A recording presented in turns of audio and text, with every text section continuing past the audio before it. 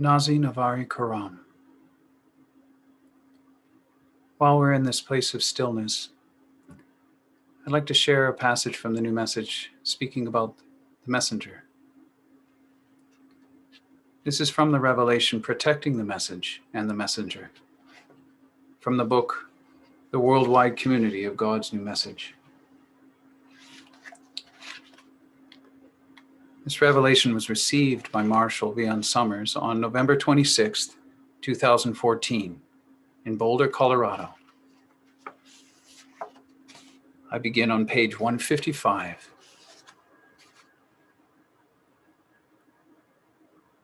God's new revelation for the world could have a remarkable impact on the world's religions, opening them up to a greater panorama of life, making them more universal and complete. But who within these traditions can accept that there is a new message from God, and that a messenger has been sent into the world, a member of the angelic assembly, who is charged with overseeing this world and its development and progress? Who has the eyes to see, the ears to hear, and the heart to know? This is why the message and the messenger must be protected. To keep this sacred, to keep this pure, as much as possible. This protection must happen within your own mind and heart. You must be willing to have your life reshaped by the greater knowledge that God has put within you. For this opens the door to a new life, a life of greater purpose, meaning, and relationships. You must keep the pathway pure within yourself first. That is where the protection begins, you see. It's not merely defending the revelation against criticism and condemnation. It's maintaining its pure pathway within yourself, returning always to the revelation, to learn with greater clarity. The revelation is the largest ever given in this world. It brings with it great clarification. It is not merely left up to human commentary or scholars or pundits in the future to describe what it means. Those who never knew the messenger and whose understanding is so very incomplete. God is bringing the revelation to the people, not to the religious experts, or the political experts, or the leaders of nations. For they are far too constrained and compromised to understand something of this nature, unless they realize within themselves that a greater revelation must be given, and that they must receive it and protect it against all harm and misuse. Therefore, this is your responsibility. Those of you who can receive and respond. The gift is not for you alone. It is leading you to a greater level of service in the world. But to begin to take this journey, you must examine your motives from the very outset. You must understand your condition as honestly as you can. Ask yourself if you are truly living the life you were meant to live, and listen deeply within yourself for a true response. This begins a greater engagement of many steps. An engagement that will lead you to thresholds in your life through which you must pass, and you will pass through them if you keep the revelation pure and uncorrupted in your own experience. In this way, you represent the message and the messenger correctly, while people around you will misperceive these things and misconstrue them at every turn. You must keep the revelation pure and focused, and not align it with other things so that its strength and power can be expressed to you. You must share this with those whose hearts are open and who are reaching for a greater purpose and meaning in life. They will come to you in time. You cannot waste this on those who will not know and who cannot know and who are fortified against it by their own position and state of mind. This is how the revelation can build a new, true worldwide community of respondents through which it can flow and influence the direction and the decision-making of all of humanity. in time.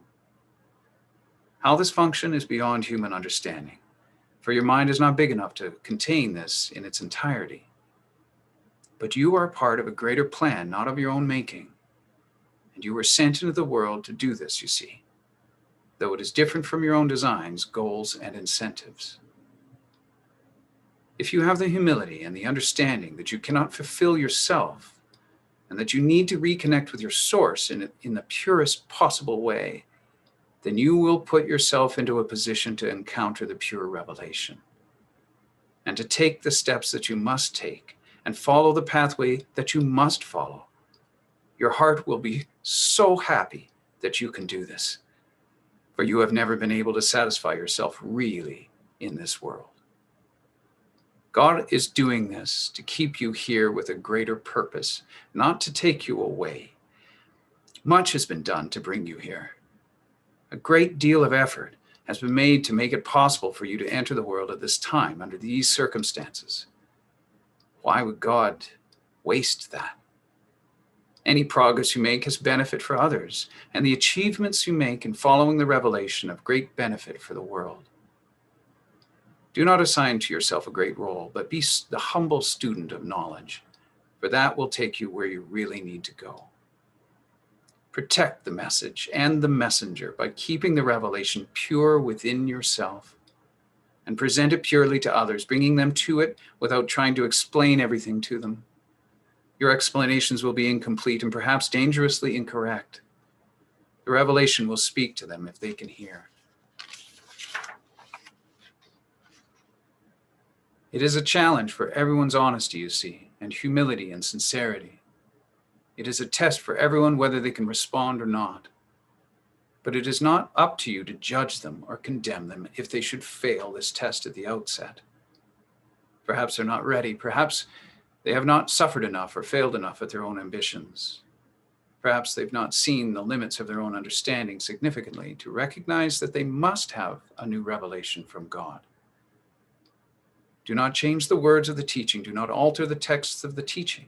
Do not try to make it more comfortable for yourself, for the revelation is here to take you beyond where you have been, not to fortify where you are now, which is unhappy, fearful, and unaware of greater things that you must understand. If you want God to help you, you must be willing to change your life, which in most cases is changing your thinking, and in certain points, changing your circumstances. Otherwise, you want God to be your errand boy, to give you favors and dispensations, to help you build your life of separation, which can never be successful. Stand by the message and the messenger as they become known in the world. Do not abandon them. It will show you who is really with you in life and who is not. It will show you who is really open and who is not.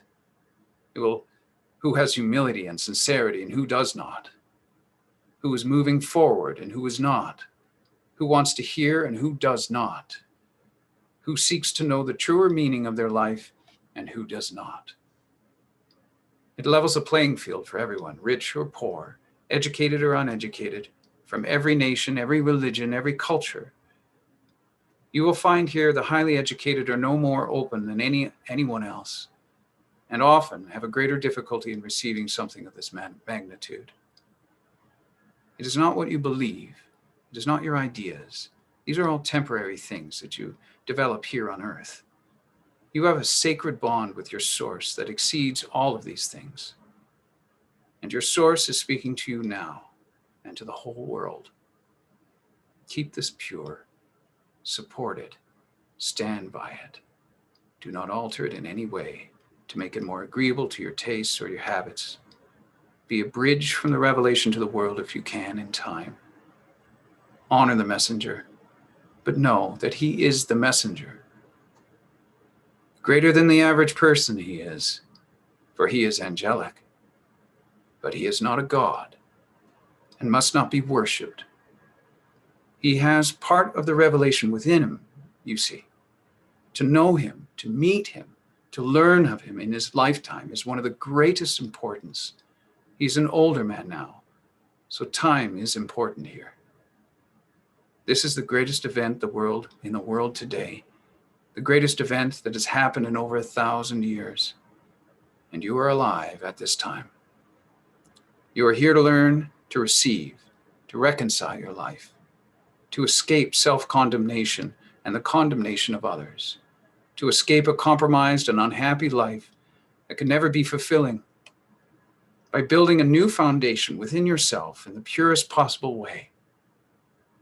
God has shown the way, and the way is before you now. Do not betray the message and the messenger by changing it, defiling it or corrupting it or condemning it in any way. It is greater than your understanding. It is greater than your objectives. It is greater than your opinions, your views, or your fixed beliefs. To approach something this pure, you must have a pure intent. You must understand your deeper needs and the needs of the world. You must open yourself to the revelation. It will bring you back to who you really are and why you are really here in the world at this great turning point for humanity.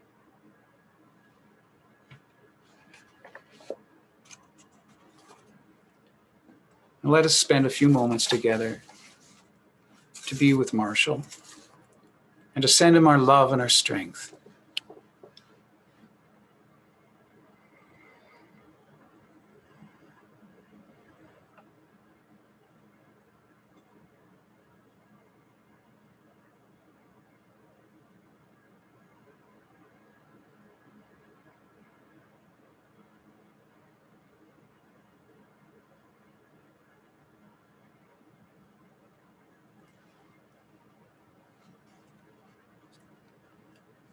Now, see if there are others in the world or in your life who need to receive this strength as well.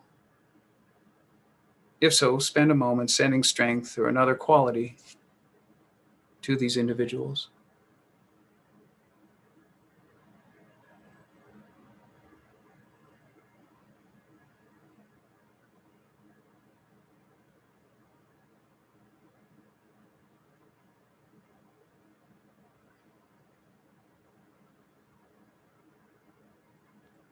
Nazi Navari Karam. Thank you, everyone. Thank you all for coming.